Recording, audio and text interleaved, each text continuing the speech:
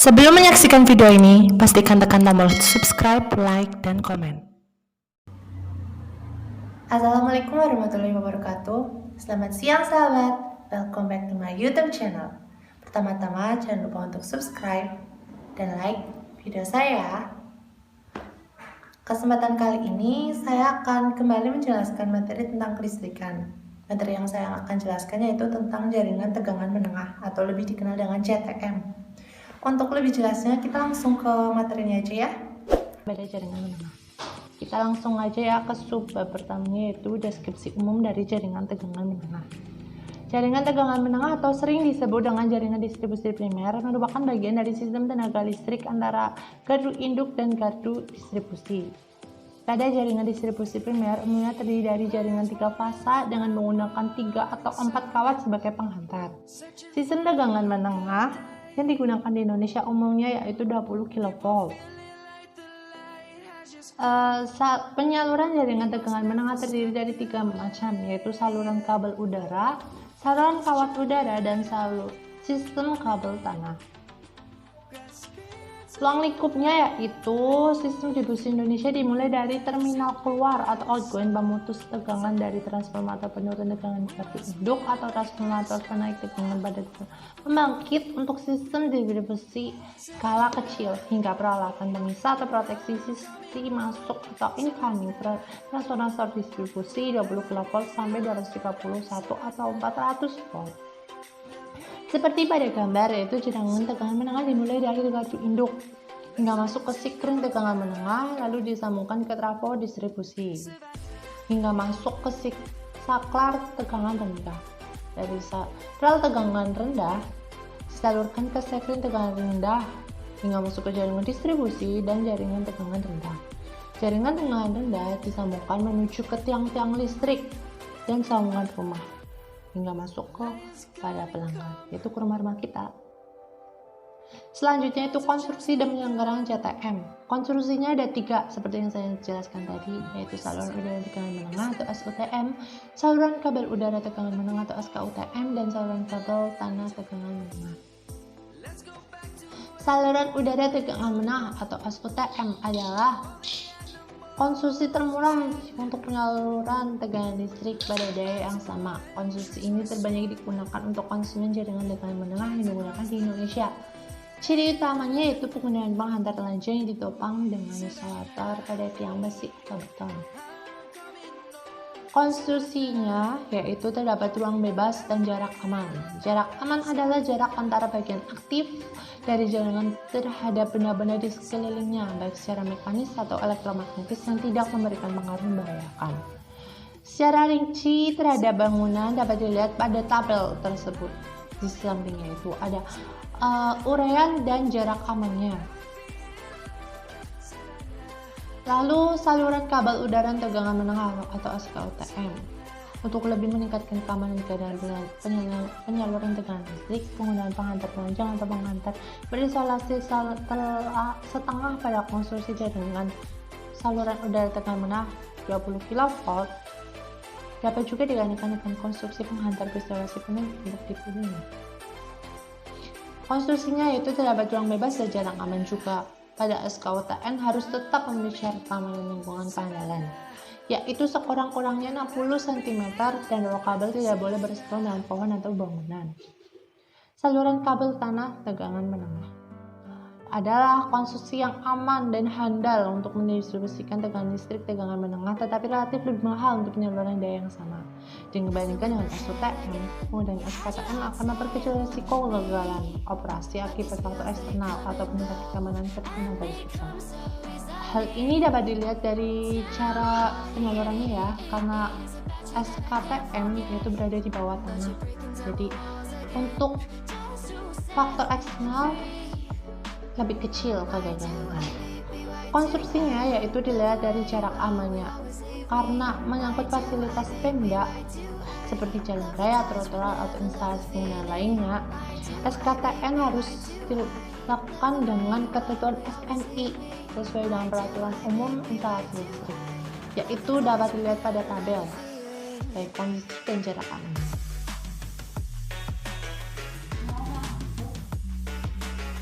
Penyelenggaraan konstruksi SUTM hingga SKUTM, yaitu pertama kita harus melakukan handling transportasi, yaitu baik pemindahannya, untuk mengangkutannya, dan menaikkan hasilnya. Untuk proses penaikan dan pengangkutannya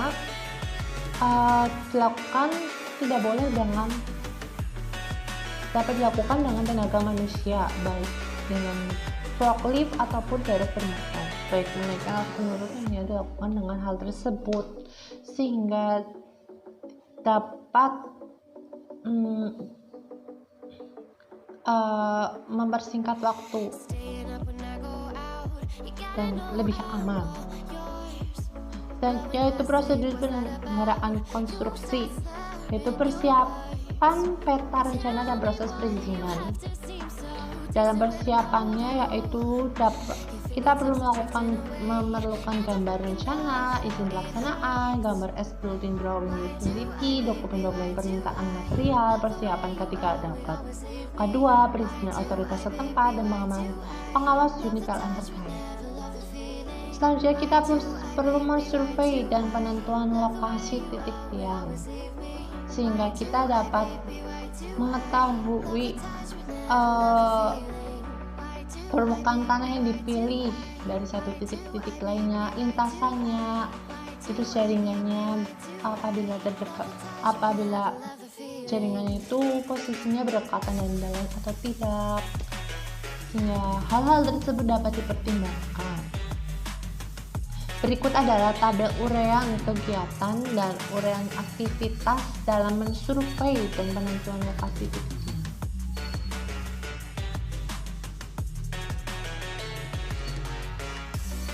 Selanjutnya itu pemasangan guy wire atau track score atau topang tarik, yang dilanjutkan dengan instalasi cross arm dan isolator. Pasang cross arm pembantu pada tiang sebagai pijakan kerja petugas instalasi 1,2 meter dari rencana posisi cross arm. Pasang cross arm pada tiang sesuai rancangan posisi asetan tersebut dan dikencangkan masing-masing baut minimal 20 nm dengan menggunakan kunci 19 atau 22. Berikut adalah gambarnya ya, ada potongan kawat running block, drum konduktor, dan jarak-jaraknya ada guy wire, dan lain-lain. Lalu penarikan penghantar atau stringing.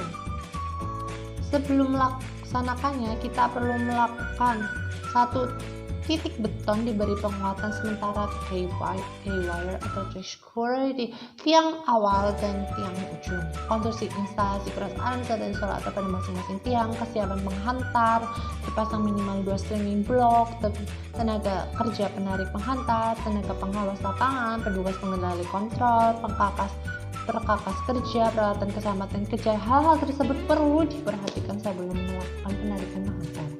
Hingga pada saat penarikan, kita perlu saat menggelar diharuskan penghantar diawali penghantar tengah atau ditarik dari bagian tengah tiang aspan. Potong menurut panjang yang diperlukan. Penarikan kedua penghantar pinggir harus dilakukan bersama, lalu periksa dan segera perbaiki penghantar bila mana pada titik tertentu selanjutnya penghantar terurai dan menggunakan replace sleeve. Lalu instalasi final dan penyelesaian akhir. Penyelenggarakan konstruksi SKTM, yaitu pekerjaan persiapan penggelaran kabel. Perlu periksa ulang laksanakan koneksi peda dan siapkan material penunjang seperti pasir uruk, batu batok, batu peringatan, dan pipa beton atau PVC dan sejenisnya. Selanjutnya yaitu pekerjaan persiapan penggelaran kabel, yaitu dilakukan dengan lintasan atau persiapan lintasan untuk crossing boring, jembatan kabel, pembersihan rencana kabel, jalur kabel, lampion buka 3, alat-alat kerja, dan lain-lain. Lalu saja itu pelaksanaan galian kabel. Tanah bekas galian harus diletakkan sedemikian sehingga tidak turun kembali ke galian atau mengganggu penggunaan jalan atau lahan lokasi galian. Mulai di truss sekalian, sudah terdapat instalasi kabel atau utilitas lain, sedangkan SKTM yang akan dibangun harus diletakkan di bawahnya, segera pasang peralatan gantung. Sementara instalasi utilitas tersebut, bila tanah lunak, pasangkan dinding pengaman sementara. Lalu yaitu handling transportasi kabel SKTM dan pelaksanaan galian kabel dan pergelaran kabel SKTM. Hal-hal yang perlu diperhatikan yaitu jumlah tenaga yang melaksanakan penarikan. Lalu sebelum dilakukan penarikan, kabel tanah harus diletakkan di atas dongkrak untuk mempermudah penarikan. Kabel dilepas dari rohaser, ditarik dan dibelah secara hati-hati sampai melilit dan menyatu. Kabel ditarik dengan tangan oleh pekerja-pekerja yang terdiri dengan jarak yang teratur. Satu orang satu roller setiap kurang lebih dari 5 meter. Dan penyelenggaraan kabel SKTM, yaitu dalam melakukan penarikan kabel pada tikungan belokan radius lengkungan kabel pergerakan harus lebih dari 20 km kali diameter kabelnya. Tidak dibenarkan menyilang kabel seperti membunuh kabel angka 8. Lalu penyambungan kabel, yaitu dilakukan dengan satu penyiapan kabel yang akan disambung. Lalu pemasangan konektor, ketiga instalasi isolasi kotak sambung, dan instalasi terminal kabel. Tujuannya untuk mencegah terjadi konsentrasi stres pada ujung string kabel, mencegah terjadinya jejak konduktif pada bahan isolasi terminasi, penyekatan yang mempunyai kendala terhadap air dan kontak baik antara satu kabel dengan penghantarnya. Lalu itu pemasangan pengendalian kebunyian dan penandaan konstruksi SKTM dan pemeriksaan akhir dan komisi SKTM. Pemeriksaan akhir dan komisioning SKTM terdapat 6 tahap, yaitu uji isolasi dengan isolator tester 5 atau 10 kV, lalu uji DC tes 57 kV selama 1 menit, lalu ketiga uji isolasi dengan isolator tester 5 atau 10 kV, uji power frekuensi tes 20 kV selama 15 menit, dan uji isolasi dengan isolator tester 5 atau 10 kV dan memasukkan dengan operasional 20 kV. Lalu dilanjutkan dengan penyelenggaraan konstruksi SKTM, yaitu konstruksi SKTM dengan pipa konduit, lalu konstruksi SKTM dengan kanal terowongan, dan penyelesaian akhir atau finishing. Pada penyelesaian akhir atau finishing, dilanjutkan dengan uji teknisi dan komisional dengan ketentuan yang berlaku untuk kemudian diterbitkan sertifikat layak operasi atau SLO oleh badan yang berwenang. Selanjutnya itu akan dijelaskan struktur jaringan tegangan menengah. Terdapat jaringan radial, jaringan hantam penghubung atau tie line, dan jaringan lingkaran atau jaringan spindle, dan jaringan gugus atau cluster. Pertama yaitu jaringan radial. Jaringan distribusi dengan pola radial adalah sistem distribusi yang paling sederhana dan ekonomis. Pada sistem ini terdapat beberapa penyulang yang menyuplai beberapa gardu distribusi secara radial. Jadi terdapat beberapa trafo distribusi yang berfungsi untuk menyuplai. Jaringan hantar penghubung atau tie line itu seperti pada gambar digunakan pelanggan penting yang tidak boleh padam seperti pada bandar udara, rumah sakit, dan lain-lain. Selanjutnya itu jaringan loop. Pada sistem ini terdapat penyulang yang terkoneksi membentuk loop atau rangkaian tertutup untuk menyuplai gardu induk, gardu distribusi. Gabungan dari dua struktur radial menjadi keuntungan pada pola loop karena pasokan daya lebih terjamin dan memiliki keandalan yang cukup. Selanjutnya itu jaringan spindle, yaitu pola kombinasi jaringan pada pola radial dan string. Terdiri dari feeder yang tegangannya diberikan dari gardu induk dan tegangan tersebut berakhir pada sebuah gardu hubung atau GH. Selanjutnya itu jaringan gugus atau cluster. Seperti pada gambar, digunakan pada kota besar yang memiliki kerapatan beban yang tinggi. Pada sistem ini terdapat saklar pemutus beban atau penyulang cadangan, di mana penyulang ini berfungsi bila ada gangguan yang terjadi pada salah satu penyulang konsumen, maka penyulang cadangan inilah yang mendukung fungsi supply ke konsumen. Selanjutnya itu komponen tegangan menengah. Terdapat tiang, isolator, penghantar, dan kabel. Pertama yaitu tiang. Tiang SUTM biasanya terdiri dari tiang tunggal kecuali untuk gardu tiang memakai tiang ganda.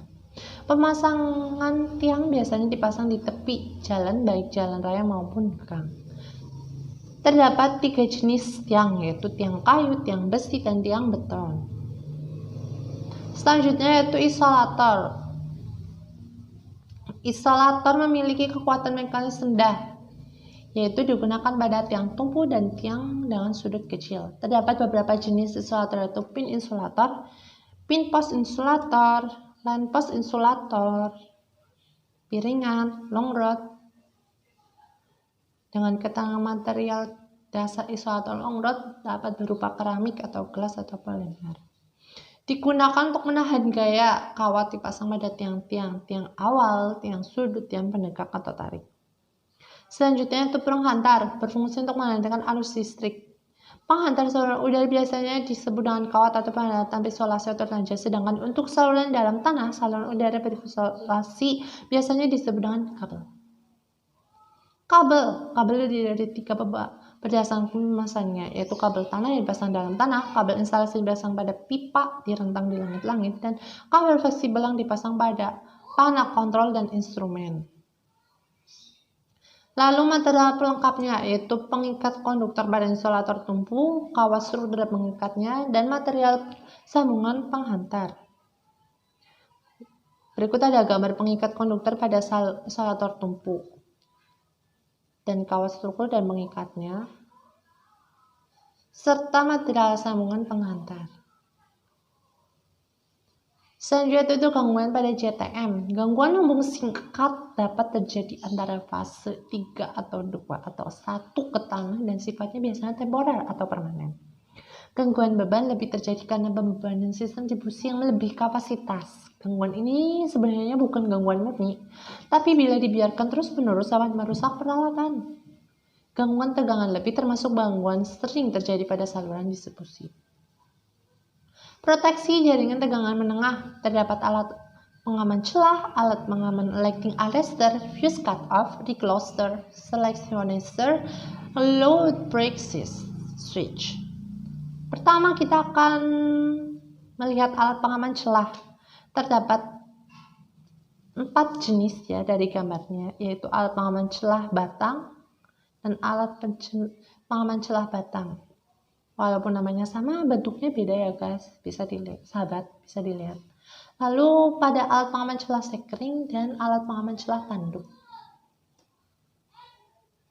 Selanjutnya itu pengaman lightning atau lightning arrestor, ada suatu alat pengaman yang melindungi jaringan peralatan dari tegangan lebih abnormal dari terjadi karena sambaran petir dan karena surja hubung atau switching surge di suatu jaringan. Jadi, fungsi lighting arrestor yaitu mengamankan jaringan distribusi apabila terjadi sambaran petir. Fuse cut-off atau biasanya digunakan pada jaringan distribusi 20 kV untuk proteksi trafo dari arus lebih hubung singkat. Selanjutnya recloser, berfungsi untuk memutuskan saluran secara otomatis ketika terjadi gangguan yang akan segera menutup kembali beberapa waktu kemudian sesuai dengan setting waktunya. Selanjutnya itu sectionalis adalah peralatan hubung yang berfungsi sebagai alat pemutus yang akan bekerja secara otomatis membebaskan seksi yang terganggu sehingga dapat mempersempit daerah padam. Dan load break switch. Sehingga dari semua penjelasan saya dapat disimpulkan bahwa jaringan tegangan menengah atau sering disebut dengan jaringan distribusi primer merupakan bagian dari sistem tegangan listrik antara gardu induk dan gardu distribusi. Lingkup jaringannya yaitu di Indonesia dimulai dari terminal keluar atau outgoing pemutus tenaga dari transformator penurun tegangan gardu induk atau transformator penaik tegangan pada pembangkit untuk sistem distribusi skala kecil hingga peralatan pemisah atau proteksi sistem masuk transformator distribusi 20 kV sampai 231 atau 400 volt.